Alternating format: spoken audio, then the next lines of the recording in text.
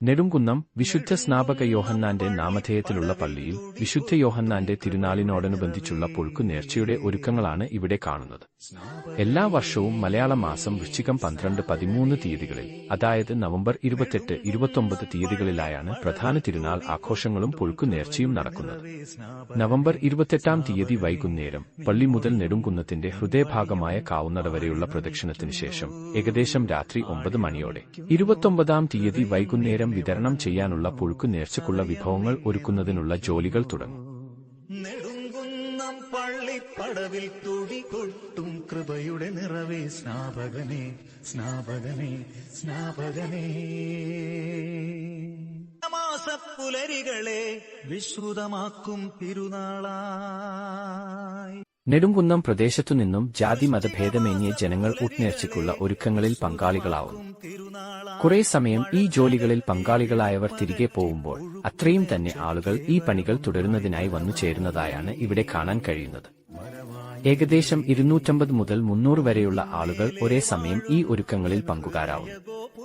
പുഴുക്കു നേർച്ചയുടെ ഒരുക്കങ്ങൾക്കായി സ്ത്രീ പുരുഷ പ്രായഭേദമേന്യേ കൊച്ചുകുട്ടികൾ അടക്കമുള്ളവർ ഇവിടെ വരുന്നു എന്നുള്ളത് പ്രത്യേകം എടുത്തുപറയേണ്ടതാണ്. പുഴുക്കുണ്ടാക്കാനായി ഉപയോഗിക്കുന്ന വിഭവങ്ങളെക്കുറിച്ച് പറയുകയാണെങ്കിൽ 3500 കിലോയോളം കപ്പ, 1200 കിലോയോളം ചേമ്പ്, 1000 കിലോയോളം വരുന്ന നേന്ത്രക്കായ, 1000 കിലോയോളം തന്നെ കാച്ചിൽ, 1200 കിലോയോളം ഇറച്ചി, ഇവ കൂടാതെ ഇഞ്ചി, പച്ചമുളക്, വെളുത്തുള്ളി, ചെറിയ ഉള്ളി, മറ്റു മസാലകൾ എല്ലാം കൂടി ഏകദേശം 250 കിലോയോളം വരുന്ന മറ്റ് സാധനങ്ങൾ കൂടി ഈ ഉട്ടുനേർച്ച ഒരുക്കാനായി ഉപയോഗിക്കുന്നു.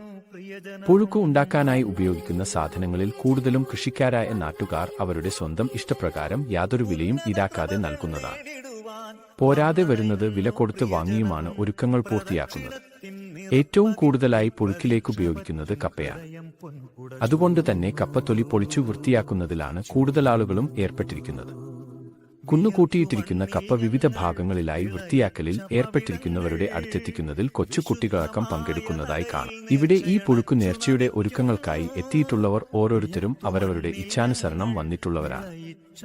ആരും ആരെയും വിളിച്ചുവരുത്തിയതോ നിർബന്ധിച്ചു കൊണ്ടുവന്നതോ അല്ല. കുട്ടികളടക്കമുള്ള ഓരോരുത്തരും വളരെ ഉത്സാഹത്തോടെ മനസ്സറിഞ്ഞാണ് ഇവിടെ വന്നിട്ടുള്ളതെന്ന് ഓരോരുത്തരുടെയും മുഖങ്ങൾ കാണുമ്പോൾ മനസ്സിലാക്കാൻ കഴിയും. എന്ത് ജോലികളാണ് ചെയ്യേണ്ടതെന്നും ആരും പറഞ്ഞു കൊടുക്കേണ്ടതില്ല. കാലാകാലങ്ങളായി തുടർന്നുവരുന്ന രീതികളും കൊച്ചു കൊച്ചു മാറ്റങ്ങളും സ്വയം മനസ്സിലാക്കി വേണ്ടതുപോലെ ചെയ്യാനുള്ള മനസ്സാന്നിധ്യം ഇവരിൽ പ്രകടമാണ്. രാത്രിയിലാണ് ഈ ഒരുക്കങ്ങൾ നടക്കുന്നതെങ്കിലും ഉറക്കമൊഴിച്ചിരിക്കുന്നതുകൊണ്ട് സാധാരണയായി ഉണ്ടാവുന്ന ക്ഷീണത്തിന്റെ യാതൊരുവിധ ലക്ഷണങ്ങളും കുട്ടികൾ മുതൽ വലിയവർ വരെയുള്ളവരുടെ മുഖങ്ങളിൽ കാണാൻ കഴിയില്ല. മൊത്തത്തിൽ ഈ ഒരുക്കങ്ങൾ തന്നെ ഇവിടെ ഒരു ഉത്സവ പ്രതീതി ഉണ്ടാക്കുന്നു. ഇവിടെ എത്തിച്ചേരുന്ന ഏകദേശം 35,000 മുതൽ 40,000 വരെയുള്ള വിശ്വാസികൾക്കായുള്ള നേർച്ചയുടെ ഒരുക്കങ്ങളാണ് ഇവിടെ നടക്കുന്നത്. സ്നാപകനേ സ്നാപകനേ സ്നാപകനേ. നെടുംകുന്നം പള്ളിപ്പടവിൽ തുടികൊട്ടും കൃപയുടെ നിറവേ സ്നാപകനേ സ്നാപകനേ. നെടുംകുന്നം പള്ളിപ്പടവിൽ തുടികൊട്ടും കൃപയുടെ നിറവേ സ്നാപകനേ സ്നാപകനേ. നിൻമൊഴിയും നിൻ വഴിയും ആടി നമിക്കുന്നു ഹൃദയം നിന്നെ വണങ്ങുന്നു സദയം നിന്നെ നമിക്കുന്നു. നെടുംകുന്നം പള്ളിപ്പടവിൽ തുടികൊട്ടും കൃപയുടെ നിറവേ സ്നാപകനേ സ്നാപകനേ സ്നാപകനേ.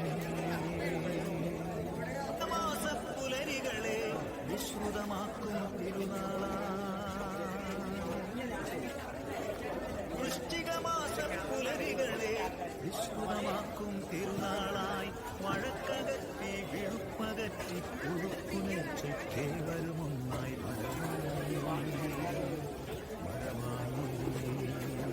പുഴുക്കു നേർച്ച നിർമ്മാണത്തിന്റെ കൂടുതൽ വിശദ വിവരങ്ങളടങ്ങിയ 2ാം ഭാഗം വീഡിയോയുമായി വീണ്ടും കാണുന്നതുവരെ നന്ദി, നമസ്കാരം.